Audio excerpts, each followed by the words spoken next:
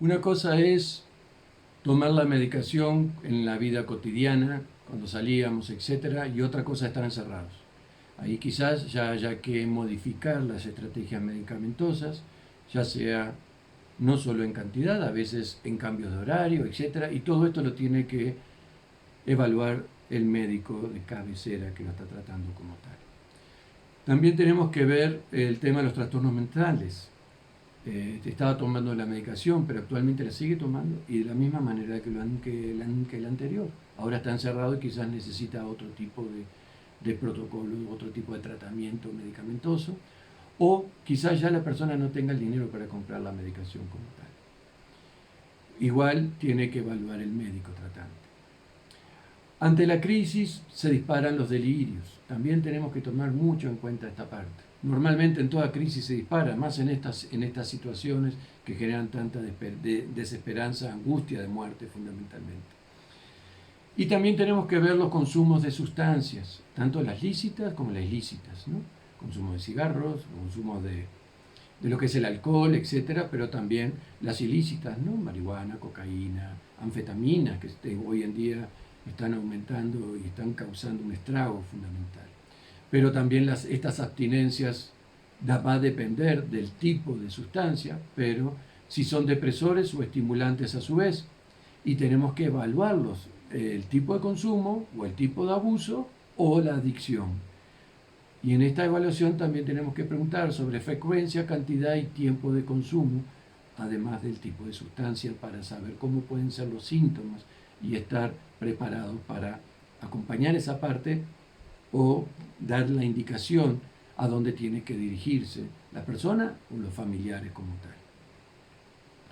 Hay 5 pilares de lo que tenemos que tomar en cuenta de lo que es una escucha efectiva. Primero, tenés que centrarte en la persona que está hablando. Mantén el contacto psicológico, la empatía, ¿sí? El estar ahí con el otro, este encuentro humano que tanto se necesita. Procurar no interrumpir en lo posible. No domines la conversación tú, más bien haz preguntas que te puedan ayudar a pensar cómo de alguna manera está viviendo la persona. No abuses de tu posición, de que es una posición de poder en este momento, es decir, no invalides los argumentos de los demás solo porque tengas el poder para hacerlo. Hay ejemplos de malas prácticas que vamos juntando en esta parte, ¿no? Y es lo que tenemos que evitar más, el no escuchar, o sea, solo oír lo que está diciendo, cuando la escucha implica otras cosas, hasta ponerte a sentir en ese momento qué está diciendo la persona, cómo lo estás viviendo tú también, eso que está hablando la persona. Mostrar insensibilidad es otro problema que hemos visto muchas veces, y esto tiene que ver hasta con cansancio de los interventores, que después vamos a hablar de esta parte del autocuidado. El hecho de regañar ante la impotencia que te causa o falta de claridad del reportante.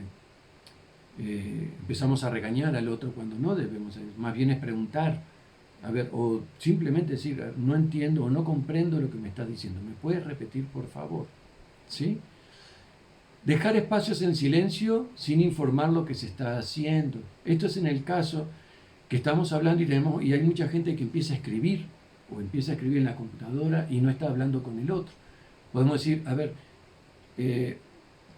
déjame que voy a escribir esto en el reporte, espérame unos segundos, por favor. No regular las propias emociones, el hecho de reaccionar tú enojado, frustrado, impotente ante muchas cosas.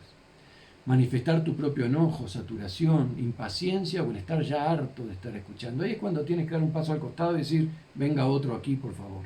Ahí es cuando tenemos que dejar el lugar para que otro acompañe, porque en este momento ya no estás acompañando, estás golpeando, estás hiriendo, estás generando mayores dificultades a la persona que está pidiendo ayuda.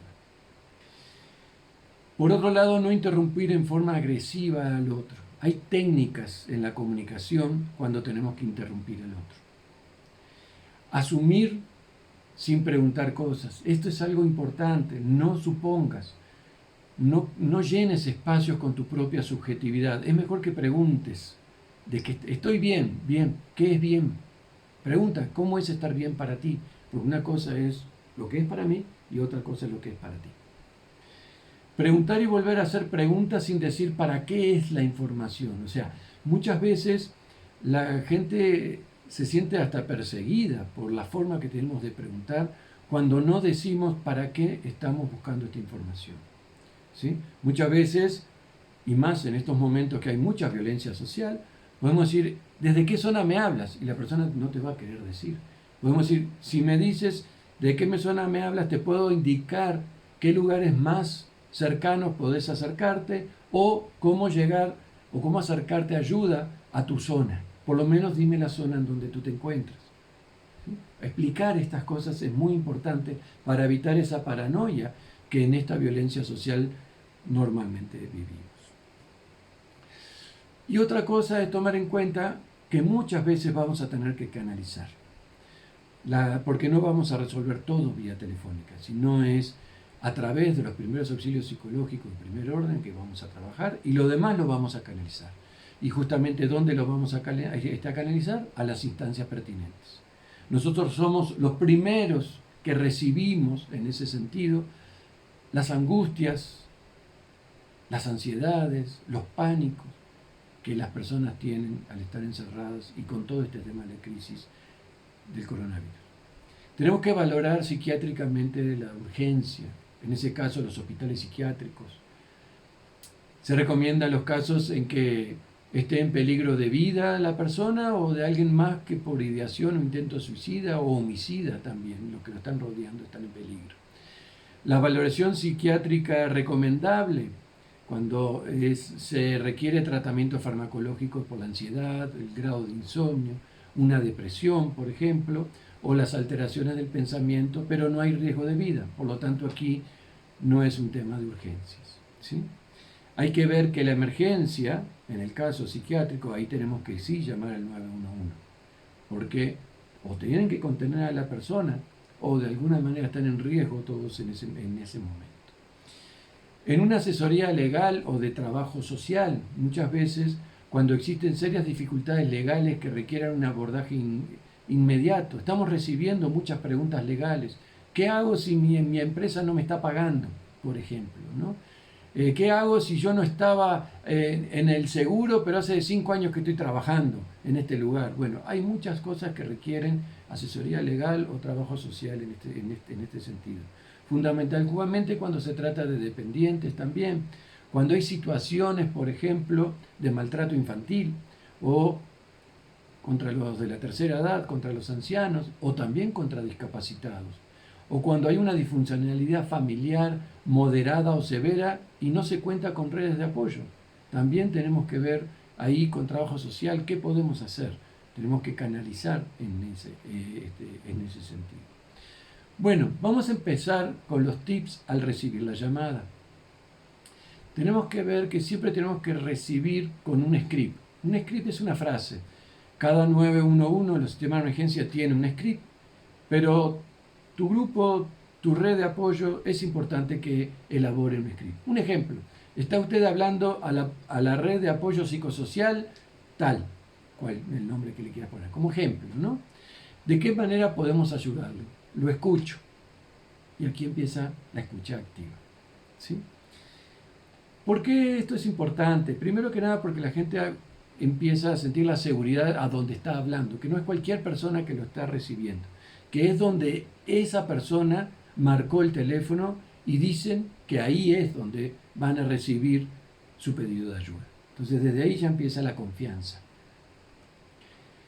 Tenemos que ver qué es la escucha activa, como decíamos. La escucha activa es oír, es pensar, es analizar, es evaluar. En las universidades se dice el mirar, pero aquí estamos en el teléfono. Más bien, tenemos que analizar y evaluar desde lo que vamos sintiendo nosotros también a través del teléfono. Escuchar cuidadosamente, hay que poner atención en ciertos detalles. Por ejemplo, cómo se expresa la persona o el reportante. ¿Qué me dice su tono de voz, su velocidad de voz? Que ahí vemos si está angustiado o está ansioso. ¿Qué emociones identifico cuando va hablando? Poner atención en los sonidos contextuales, porque a veces estamos escuchando a la persona, pero empezamos a oír discusiones, gritos o hasta tormentos en donde está, generalmente de la familia, justamente. ¿Qué sonidos identifico? Y corresponden al hecho que me está narrando, porque a veces nos llaman y nos narran una cosa y en el fondo escuchamos otras cosas. Y ahí es cuando tenemos que preguntar, a ver, estoy escuchando que en tu casa o donde me estás llamando está pasando esto y esto. ¿Qué me puedes decir tú de esto? ¿Sí? Si es correspondiente a lo que está narrando, yo continúo. Si no es correspondiente a lo que narra o cómo lo narra, tenemos que preguntar. Tenemos que hacer contacto con esa parte, que la persona quizás no está haciendo contacto con eso. Hay que escuchar entre líneas. ¿Qué me dice el usuario o la persona que no expresa con palabras? Esto que estamos analizando también. ¿Qué no me está diciendo en esto que me está contando, por otro lado? Hay que atender los niveles de ansiedad y de angustia. Ansiedad, la persona no está escuchando, habla aceleradamente. La angustia no puede pronunciar palabras o lo dice entrecortado, sollozosamente. ¿Sí? Eso es una persona que tiene mucha angustia. Y ahí tenemos que usar las técnicas para bajar la ansiedad y la angustia. Después las vamos a ir nombrando. Tenemos que estar atentos a la edad, a los parámetros desde la psicología del desarrollo. Si es una persona de tercera edad, tenemos que hablar en forma pausada, pero más fuerte, porque a veces por el desgaste de la edad les cuesta decodificar y codificar lo que estamos hablando como tal.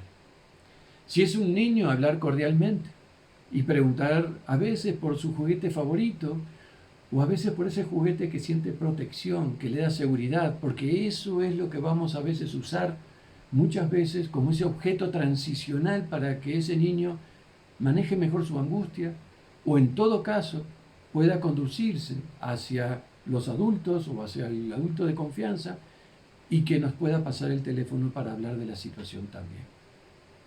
Un adolescente, por ejemplo, tenemos que buscar el empoderamiento, darles tareas concretas. Suelen ser muy solidarios cuando se los permite. Hay que usar estos recursos también. Por ejemplo, cuando recibimos la llamada es ¿en qué lo puedo ayudar? Escuchar el pedido específico para luego evaluar la demanda de atención según la escucha activa. Pedido es lo que la persona dice. La demanda es lo que nosotros analizamos y subyace en ese entre líneas de lo que está necesitando la persona. Tenemos que preguntar si está solo o sola, por ejemplo. Si la respuesta es negativa, preguntar con quién está. Es importante averiguar sobre personas, afiliación, edades, condiciones, comportamientos, actitudes, porque ahí vemos cómo está ese núcleo familiar. Si la persona está solo o sola, ahí tenemos que ver con respecto a la edad que tiene y los recursos con que cuenta también. ¿Qué piensa o siente con esta situación? Tomar en cuenta las ideas irracionales, los mitos, la desinformación adquirida por la inundación de redes, etc. Preguntar si se siente amenazada o por alguna razón poner especial atención a posibles abusos sexuales o violencia doméstica en general que pueda estar viviendo la persona. Estamos recibiendo por el momento, en estos comienzos, aquí en México, este tipo de llamadas, por ejemplo.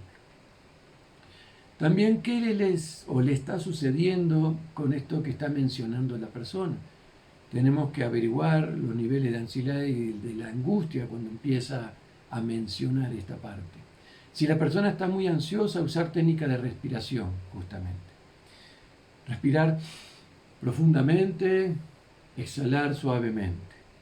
Si la angustia sigue, también hay que usar técnicas de visualización, así como de buscar que focalice en otras cosas, preguntarle otras cosas, preguntarle a veces, ¿tiene una mascota?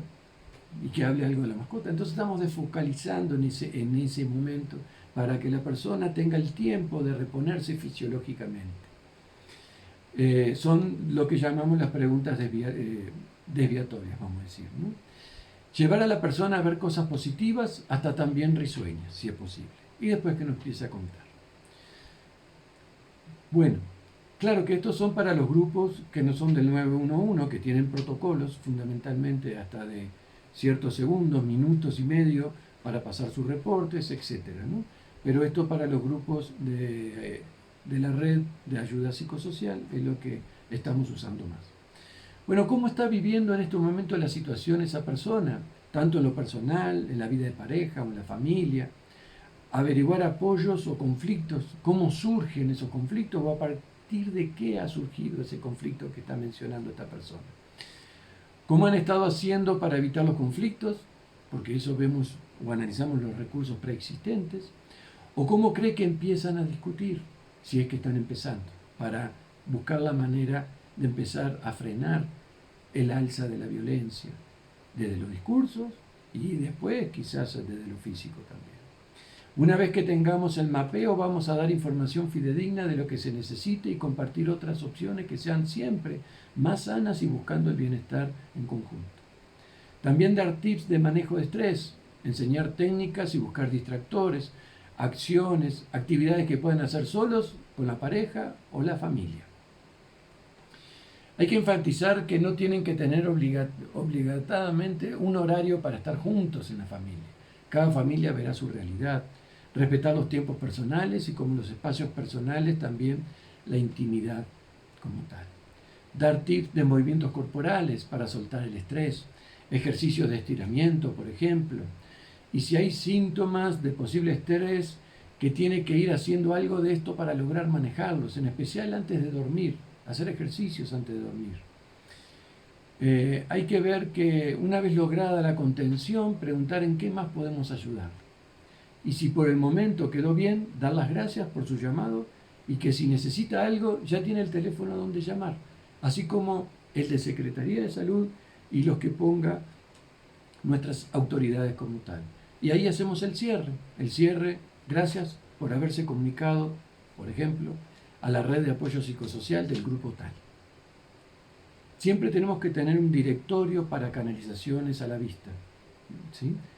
Porque justamente antes de este cierre es que le tenemos que dar los teléfonos a la persona en caso que quiera volver a llamar a algún lado o necesite llamar a otra institución. Ok, aquí terminamos la parte 2. Vamos a ir a la parte 3 que sigue, que es parte del 911, aunque también puede agregarle tips al voluntariado si quiere continuar con este curso express, que se lo recomiendo como tal.